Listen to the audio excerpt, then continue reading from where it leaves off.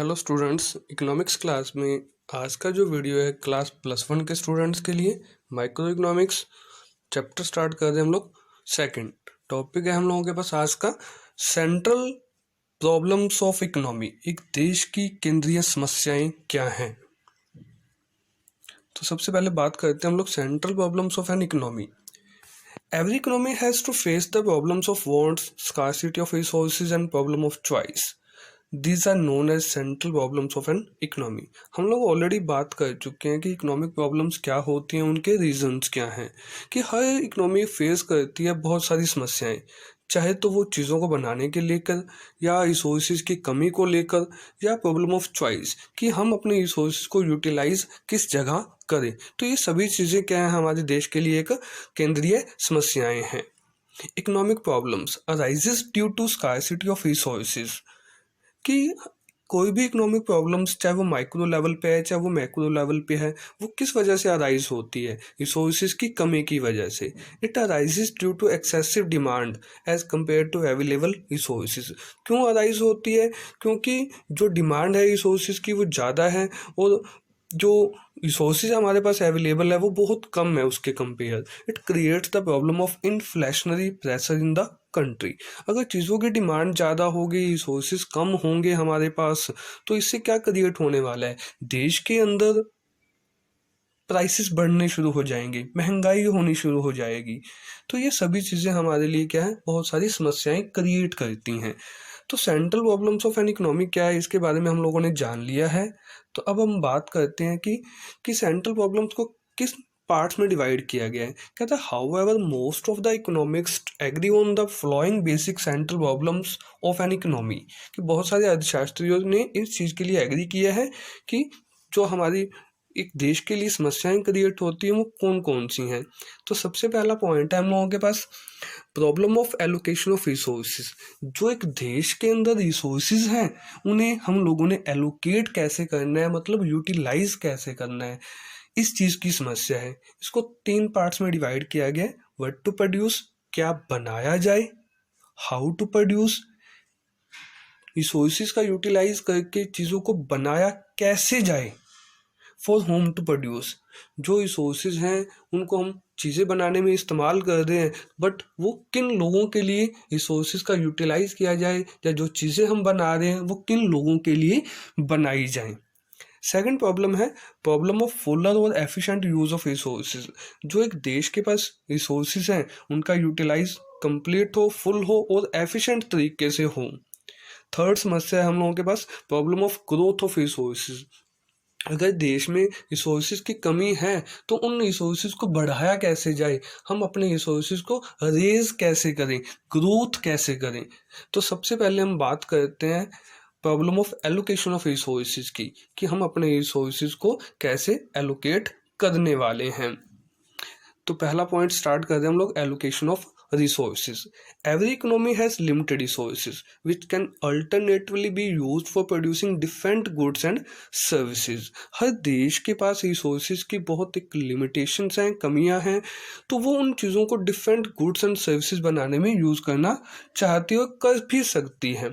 There is need for economizing resources so as maximum wants could be fulfilled with given resources, कि यहाँ ज़रूरत क्या है कि जो भी हमारे रिसोर्सेज है उनको एक ऐसे बचतपूर्ण तरीके से यूटिलाइज किया जाए ताकि हम लोग मैक्सिमम चीज़ें बना सकें अपने रिसोर्सेज से और अपनी ज़रूरतों को पूरा कर सकें। It requires optimum allocation of resources in the production of different goods and services so that it ideally meets the requirement of a community, कि यहाँ ज़रूरत क्या है कि हम जो भी अपने रिसोर्सेज हैं उनको एलोकेट कर रहे हैं, यूटिलाइज कर रहे हैं, वो एक ऐसे तरीके से होना चाहिए ताकि हम लोग अपनी जो भी ज़रूरतें हैं उन सभी ज़रूरतों को पूरा करने के लिए चीज़ों को बना सकें। While allocating this resources following decisions need a special attention. जब भी आप अपने रिसोर्सेज को यूटिलाइज कर रहे हैं, एलोकेट कर रहे हैं, आपको स्पेशल कुछ डिसीजंस लेते टाइम कुछ स्पेशल बातों पे ध्यान रखने की ज़रूरत है। तो वो क्या है उसके बारे में हम लोग डिस्कस करते हैं। तो सबसे पहला पॉइंट है हमारे पास व्हाट टू प्रोड्यूस, मतलब क्या बनाया जाए। With limited resources every economy has to decide what commodities are to be produced and in what quantities, कि हर इकोनॉमी के पास रिसोर्सेज लिमिटेड है और उसे ये डिसाइड करना पड़ता है कि वो किन कमोडिटीज़ को प्रोड्यूस करे और कितनी मात्रा में प्रोड्यूस करे। If we produce excess quantity of commodity it will mean by curtailing the production of another.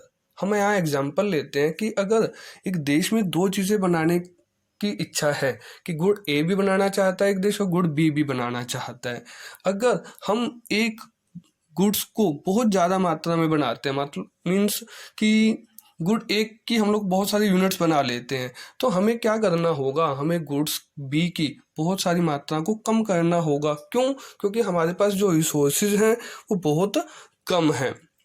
It will have to choose what amount of consumer goods like food grains, cloth, sugar are to be produced।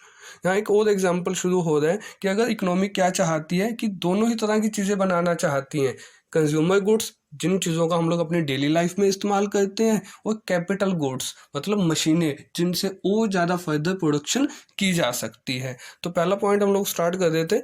It will have to choose what amount of consumer goods like food grains, cloth, sugar are to be produced. अगर हम choose करते हैं कि हम अपने resources को, अपने देश के रिसोर्सेज को कंज्यूमर गुड्स बनाने पे लगाएंगे जो हमारे को डेली लाइफ में हमें सेटिस्फैक्शंस देती हैं, तो कितनी बनाई जाएंगी, ये समस्या है। कहते हैं what quantity of capital goods, अगर हम कैपिटल गुड्स बनाना चाहते हैं मतलब मशीनें like consumer durables machine and durable equipment are required to be produce, तो कितनी क्वांटिटी कैपिटल गुड्स की बनाई जाए, मतलब मशीनें कितनी बनाई जाएं। A choice has to be made between necessaries, comforts and luxuries. The guiding principle here is to allocate resources in such a way as to maximise aggregate utility of the society. कि means हमें दोनों ही चीज़ों की ज़रूरत है, consumer goods की भी और कैपिटल गुड्स की। तो हमें यहाँ क्या करना है, उन एक रेशियो क्रिएट करनी है, दोनों ही चीज़ों को ध्यान रखना है कि हमें कंज्यूमर गुड्स बना के अपनी डेली लाइफ के सेटिस्फैक्शंस को भी पूरा करना है, और कैपिटल गुड्स को बना के भी हमें क्या करना है कि अपने आने वाले फर्दर प्रोडक्शंस के लिए भी जो चीज़ें ज़रूरी हैं वो बनानी होंगी ताकि और लोगों की ज़रूरतों को पूरा किया जा सके। तो यहाँ सबसे पहला पॉइंट था व्हाट टू प्रोड्यूस, कि हमारे सामने हमारे देश के अंदर एक समस्या क्रिएट होती है लिमिटेड रिसोर्सेज की वजह से, क्या बनाया जाए, कंज्यूमर गुड्स या फिर कैपिटल गुड्स। सेकंड पॉइंट है हम लोगों के पास हाउ टू प्रोड्यूस, जो चीज़ें हम बनाना चाहते हैं वो बनाई कैसे जाएं। Second problem regarding allocation of resources is concerned with the selection of technique of production. Goods and services can be produced with two techniques। के मीन्स अब दूसरी समस्या क्रिएट होती है किस चीज़ के साथ जुड़ी हुई, सिलेक्शन ऑफ टेक्निक, कि हम चीज़ें बनाते वक्त किन टेक्निक्स को यूज़ करें। दो तरह की टेक्निक्स यूज़ हो सकती हैं चीज़ों को बनाने के लिए, या तो LIT लेबर इंटेंसिव टेक्निक या CIT कैपिटल इंटेंसिव टेक्निक। तो सबसे पहला पॉइंट हम डिस्कस करते हैं labour intensive technique. Under this technique more of labour and less of capital is required per unit of output. अगर हम अपने देश में चीज़ें बनाना चाहते हैं तो हमारे पास पहला ऑप्शन क्या है, लेबर इंटेंसिव टेक्निक, कि हम जो भी चीज़ें बना रहे हैं उसमें हम किस चीज़ का यूटिलाइज करें, लेबर का, मतलब एम्प्लॉयमेंट, मशीनों का यूटिलाइज नहीं करेंगे। एज लाइक इंडिया के अंदर हम बात करते हैं तो हमारे पास लेबर जो है, एम्प्लॉयमेंट, जो काम करने वाले लोग वो बहुत ज़्यादा है फॉर पॉपुलेशन ज़्यादा होने की वजह से, बट मशीनों की हमारे देश में क्या है, कमी है। बट अगर हम बात करें USA की तो उन लोगों के पास लेबर की कमी है बट मशीनें उनके पास ज़्यादा हैं। With the technique more employment can be generated for the society. अगर हम लोग लेबर इंटेंसिव टेक्निक यूज़ करते हैं तो इसका सबसे बड़ा बेनिफिट क्या होगा चीज़ों को बनाने के लिए, तो यहाँ एम्प्लॉयमेंट जनरेट होगी। बट एक नेगेटिव पॉइंट भी क्रिएट होगा कि अगर आप लेबर इंटेंसिव टेक्निक यूज तो करेंगे बट इससे हमारे देश का प्रोडक्शन लेवल क्या रहेगा, कम रहेगा। दूसरा ऑप्शन है हम लोगों के पास कैपिटल इंटेंसिव टेक्निक।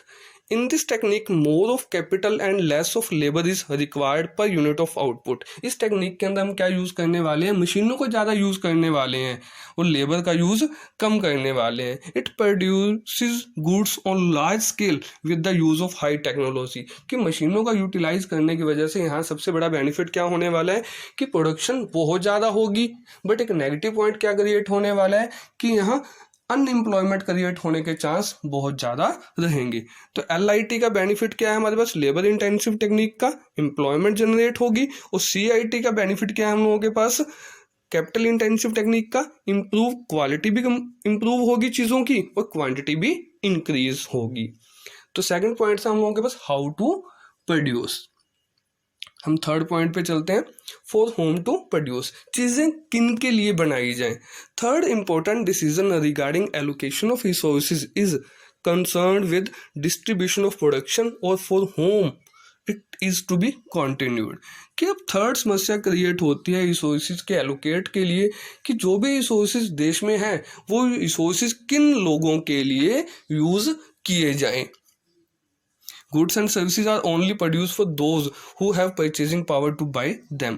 कि हर पर्सन, देश रिसोर्सेज का यूटिलाइज उन चीज़ों पे करना चाहेगा जिस रिसोर्सेज के यूज़ होने पर जो चीज़ें बने लोग उन्हें आसानी से खरीद सकें। हमारे पास यहाँ समस्या क्रिएट होती है हमारे कैटेगराइज ऑफ पर्सन्स की वजह से, कि हम अपने देश के अंदर जो कंज्यूमर हैं उन्हें किस तरह से कैटेगरीज में डालते हैं। सबसे पहला हमारे पास पॉइंट है richer section, second middle section, और सी है हमारे पास पुअर सेक्शन। तो समस्या क्रिएट होती है कि जो भी रिसोर्सेज देश में हैं वो किन लोगों के लिए यूज़ किए जाएं। अमीर लोगों के लिए, मतलब महंगी चीज़ें बनाई जाएं। मिडिल क्लास लोगों के लिए कि मीन्स मिडिल लेवल की आइटमें बनाई जाएं उन रिसोर्सेज को यूटिलाइज करके।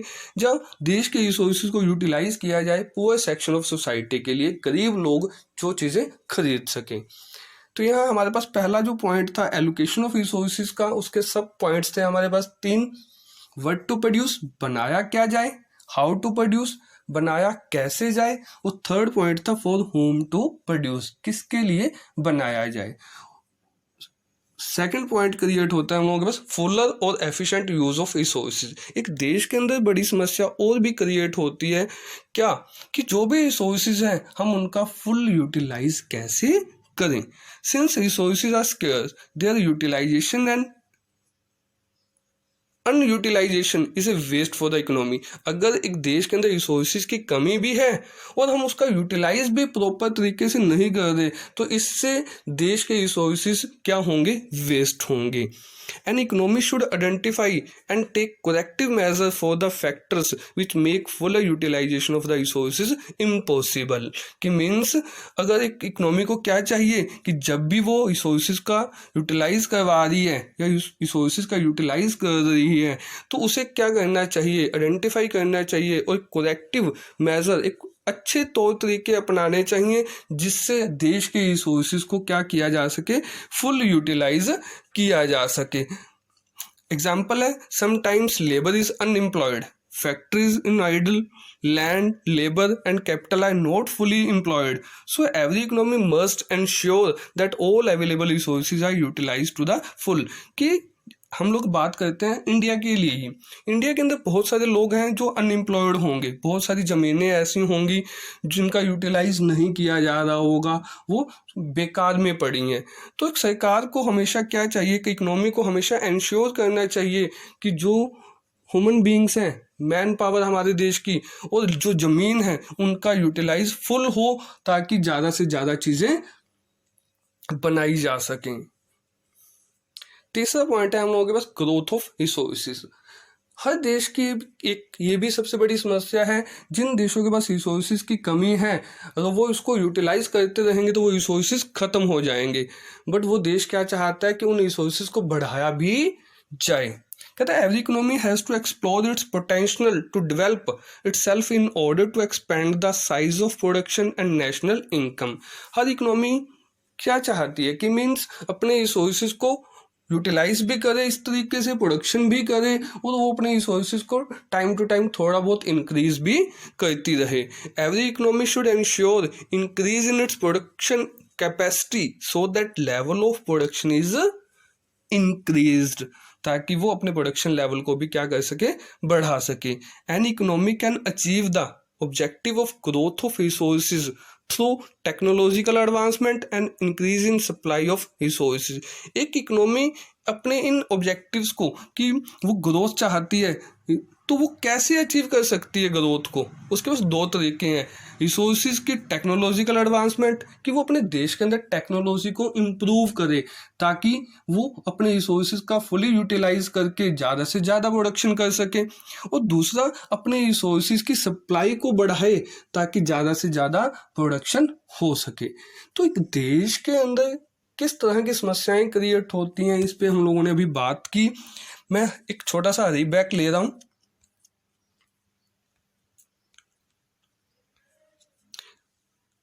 पहला पॉइंट था हम लोगों के पास problem of allocation of resources, resources के एलोकेशन की समस्या। उसको 3 पार्ट्स में हम लोगों ने डिवाइड किया, व्हाट टू प्रोड्यूस, क्या बनाया जाए, हाउ टू प्रोड्यूस, कैसे बनाया जाए, फॉर होम टू प्रोड्यूस, किसके लिए बनाया जाए। सेकंड पॉइंट था कि हमारे रिसोर्सेज को फुलर और एफिशिएंट यूज़ कैसे किया जाए। थर्ड समस्या थी हम लोगों के पास, रिसोर्सेज की ग्रोथ कैसे की जाए। तो यहाँ हमारा जो टॉपिक है वो कंप्लीट होता है।